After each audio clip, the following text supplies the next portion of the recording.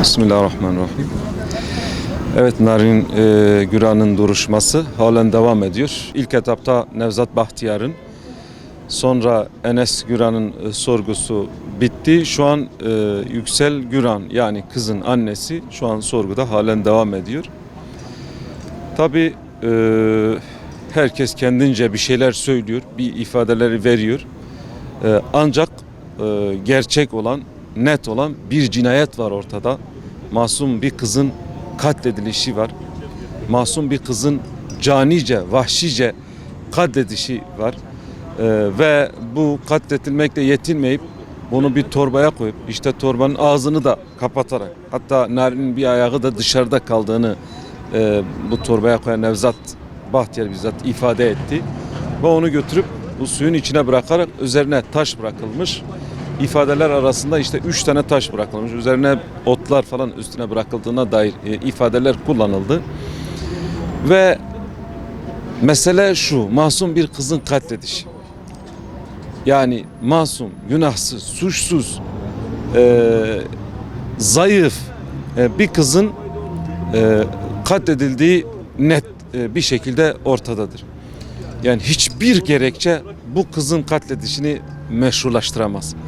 Bu kızı katleden, eli dokunan, onu boğan, onun nefesini kesen, onun kulak arkasını kırmızılaştırıp darbe vuran her kimse keşke onlar ölseydi.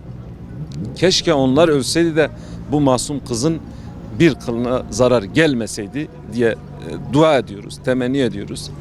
Ancak şunu da belirtelim, biz bu işin takipçisi olacağız.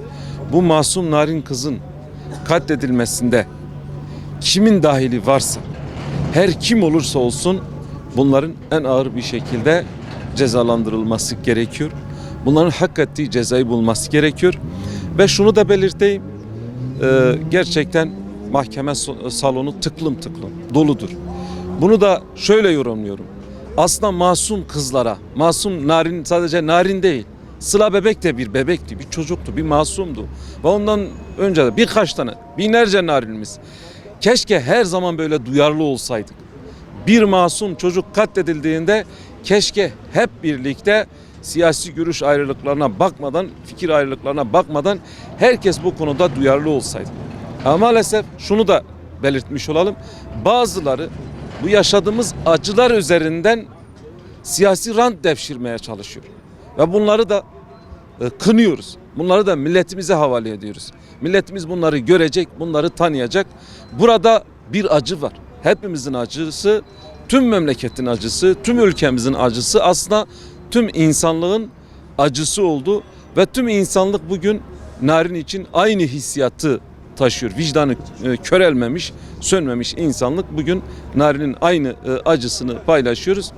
İnşallah bu katiller, bu caniler, bu vahşiler hak ettikleri cezayı alacak ve en ağır bir şekilde bunların cezalandırılmasını bekliyoruz, temenni ediyoruz.